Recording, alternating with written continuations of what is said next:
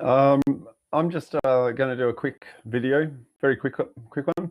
I'm sitting here in my office. I've had chemtrails for the last 2 days, heavy, very heavy chemtrails. And they've woken me up. Basically, I've had 2 hours sleep last night. Night before, I couldn't sleep at all. I managed to sleep a little bit in the day yesterday. But I noticed that my device here, which I've cleaned the screen of very recently, is covered in dust. And so what I wanted to do is just show how this device, you can kind of see it, how this device, which I've cleaned the screen of, I cleaned it probably a week ago or something, less than that. How my environment, I believe, is completely inundated with this dust, and it's on everything. So I've just picked this up off my desk. I'm going to take a little swab. I've got my little shot glass, which has just got water in it. So I'm just going to put some water on the swab and put it over there. And then pick up this little one and just wipe over the surface and just pick up all that dust. We'll just pick up that dust, just pick it up. All right. And then I'm going to get this, my little microscope, and turn it on. And I'm just going to take a little look and have a little look-see and see what I can see. See how easy this is? All right, cool. Yeah, I'm going to see if I can get that for you. I might need to adjust I might just need to adjust the lighting just a moment.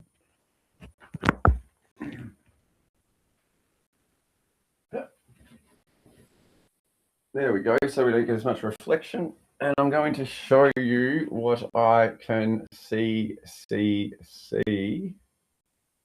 All right. And like, I didn't do this before. Like, this is just me off the cuff, right? Off the cuff. I'm just jumping in. And I'm so confident that what we'll find will be a heap of these filthy nanostrands that I don't even need to check. Okay, so here we are. I've got the swab. I'm just going to rotate that around to where I wiped it. And there we have it. There we have them. What have we got? We've got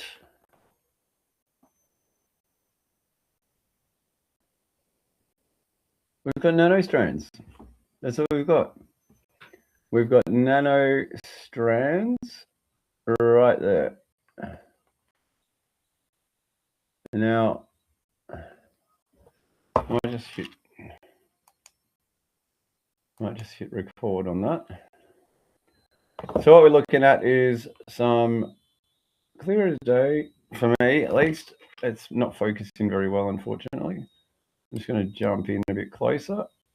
See the black strand there? Yeah. And then I've got another one. Oh, it's backwards for me. Oh, and all those in that part just over here. All right. Nanostrands. Now, well, they're microstrands technically because they're micro scale. But these are surveillance dust. What are they? They're like gigahertz networks, right?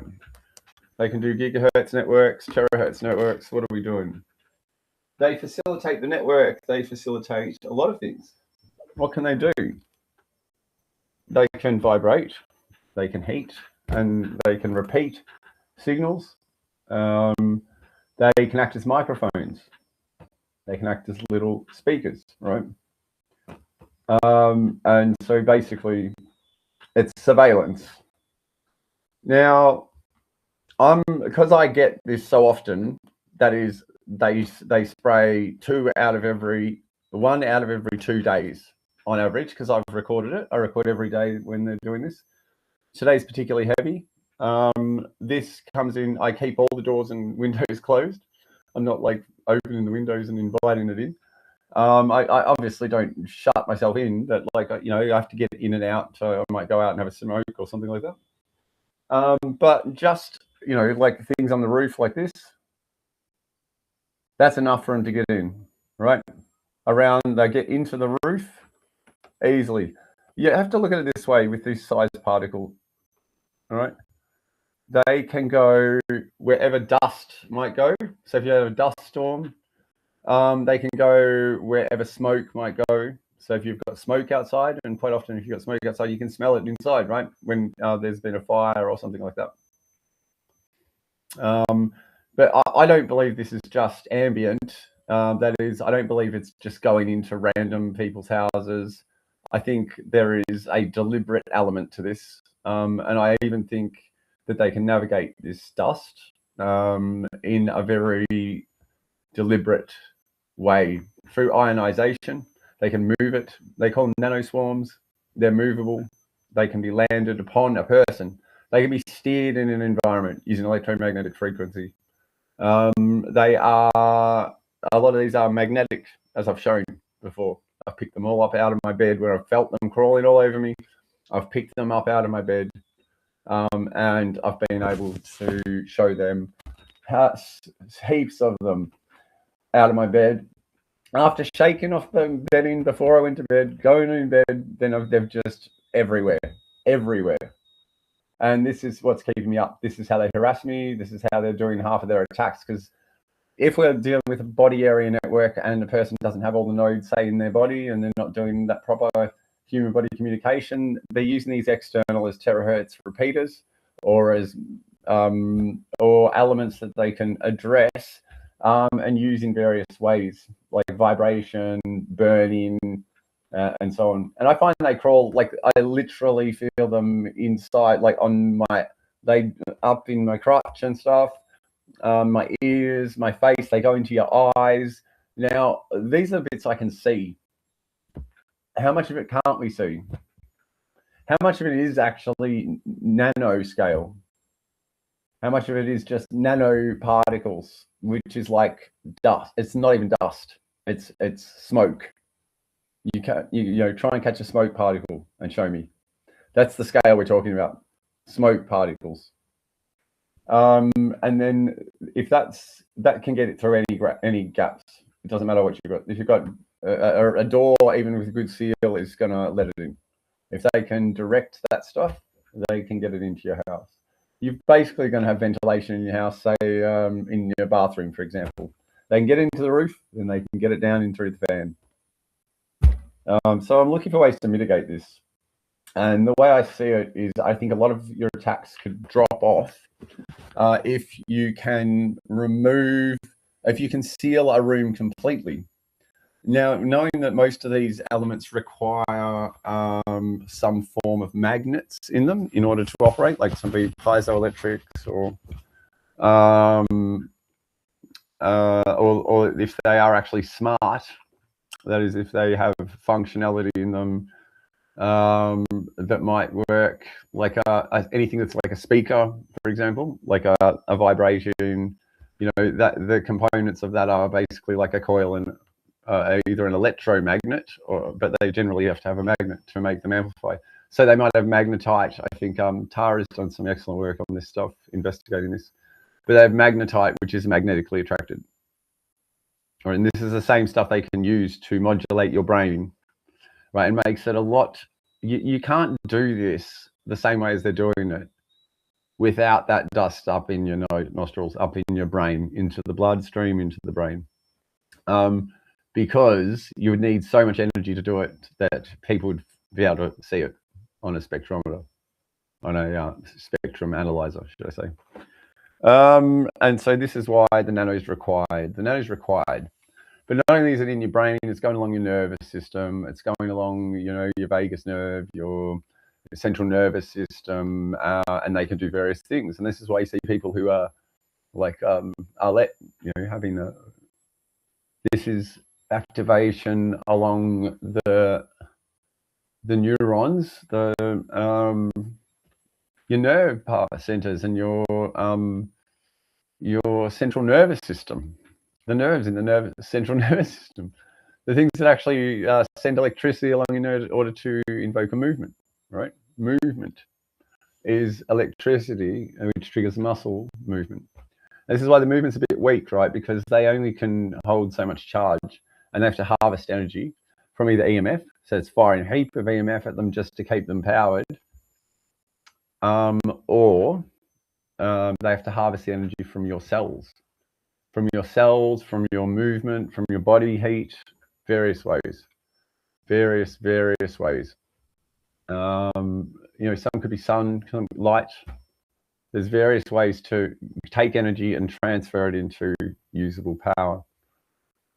Last night, when I woke up, like I do, I had the fans going because they usually stop a lot of this dust from settling on you, which is handy.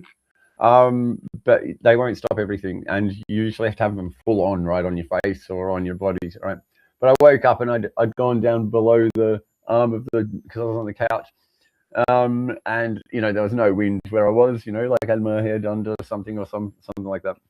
I've woken up and I could feel them crawling on me, and I've hit myself like this because I could feel it there, and I'm like, get off me! And I went smack, and all these lights and sparks went like across my eyes. It was like fireworks. It was bright yellow sparks. And then I hit myself on the other side because I was like, what did I just see? And so I just went bang on the other side, and it went sparks. And it was like I'd slapped myself, which, in your frustration, you do silly things. And I'm not sure what that reaction was. But I say the intense slap of that and the particles that were present at that point in time made whatever was there explode into sparks. So I believe I took out a few nanobots yesterday. Not last night, the night before that was. Tonight I just woke up and they were crawling. I could feel them crawling in my butt and crawling. And like I'll go wipe and then put it under the microscope and there's all these strands. I can eat as clean as you want, but they're crawling it up into whatever holes they can get it into. And I'm not making it up. Go and look at James Giordano's video, Modern Institute of War, 2018, September. And he says, we can put these in your eyes, we can put these in your nose, we can put them in your mouth, put them in your ears. They go into the mucosa and then up into the bloodstream and up into the brain. Boom. So I didn't take the jabs, but they're very keen on filling me with as much highly conductive material as possible. And I believe they've got a mechanism to get it into you. I believe the chemtrails, the way they all play into it, I seriously believe it's related to an AI algorithm that determines how highly a certain area is not under control yet, doesn't have enough elements in their head, right? And so what it's looking to do is to fill those people. So it's the same with people who are detoxing and removing these elements. I'm guessing the system knows exactly how much is in you. It knows better than you do.